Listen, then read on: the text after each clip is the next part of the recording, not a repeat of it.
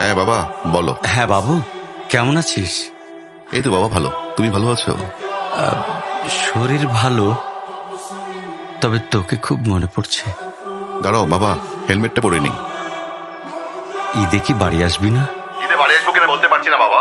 তোমার অ্যাকাউন্টে টাকা পাঠিয়ে দিয়েছি। বাবা, আমার প্রমোশন হয়েছে, স্যালারিও বেড়েছে, পুরো 1 লাখ। আলহামদুলিল্লাহ। বাবা একটু লাইনে থাকো। বাবা, তুমি তো বলেছিলে পিতৃঋণ কখনো শোধ হয় না। তুমি 26 বছরে আমার পিছনে যত টাকা খরচ করেছো, তুমি কি জানো আগামী 5 বছরে সেই টাকা তোমায় ফিরিয়ে দিতে পারবো? আমার এখন স্যালারি মাসে 1 লক্ষ টাকা বাবা। ও, এই কথা। তাহলে শোন, তোকে একটা গল্প বলি। বলো বাবা। বাবা, তোর বয়স যখন 4, তখন আমার বেতন 3000 টাকা। 1200 টাকা ঘর ভাড়া দিয়ে 1800 টাকা চলে সংসার। আমি আমার সাধ্যমতো সারা জীবন চেষ্টা করেছি তোর মাকে সুখী করতে, প্রতি ঈদে কোরবানি দিতে। তোকে যেবার প্রথম স্কুলে ভর্তি করালাম, সেবারই প্রথম আমরা আমাদের কোরবানি দিতে পারিনি। সে বছর তোর মাকেও কোন উপহার দিতে পারিনি।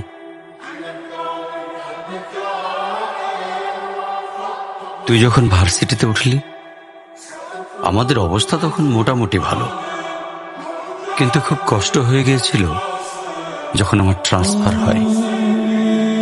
রোজ রোজ বাসে চড়ে, পায়ে হেঁটে, ঘামে ভিজে খুব দুর্বিষহ লাগছিল। একদিন শোরুম থেকে একটা বাইক দেখে আসলাম। সে রাতে আমি স্বপ্নেও দেখেছিলাম আমি বাইকে চড়ে অফিসে যাচ্ছি। কিন্তু পরের দিন তুই বায়না ধরলি জার্নি করতে তোর কষ্ট হয়। তোর কষ্টে আমারও কষ্ট হয় বাবা। আমি বাইকটা তোকে কিনে দিয়েছিলাম। তুই এখন লাখ টাকা বেতন পাচ্ছিস, কিন্তু মনে করে দেখ, আমার সামান্য মাইনে দিয়ে ব্র্যান্ড নিউ মোবাইলে হেডফোন কানে লাগিয়ে সারা রাত গান শুনেছিস, পিকনিক করেছিস, ট্যুর করেছিস।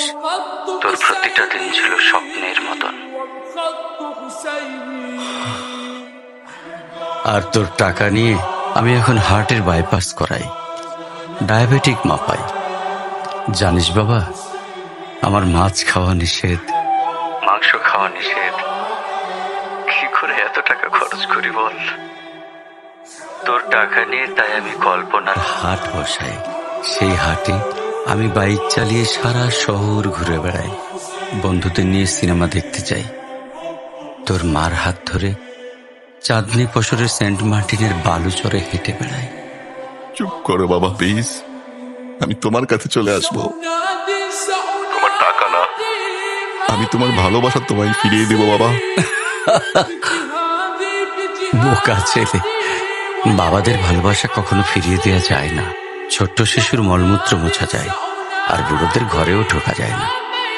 তোকে একটা প্রশ্ন করি বাবা, ধর তুই, আমি আর তোর খোকা 3 জন এক নৌকায় বসে আছি। হঠাৎ নৌকাটা ডুবতে শুরু করলো। যে কোনো একজনকে তুই বাঁচাতে পারবি, কাকে বাঁচাবি? থাক, উত্তর দিতে হবে না। ছেলেরা বাবা হয়, বাবারা কখনো ছেলে হতে পারে না। পৃথিবীতে সবচেয়ে ভারী জিনিস কি জানিস? পিতার কাঁধে পুত্রের লাশ। আমি শুধু জায়নামাজে বসে একটা জিনিস চাই, আমার কবরের ঘরটায় যেন আমি আমার ছেলের কাঁধে চড়ে যাই। তাহলেই তুই একটা ঋণ শোধ করতে পারবি, তোকে কোলে নেওয়ার ঋণ।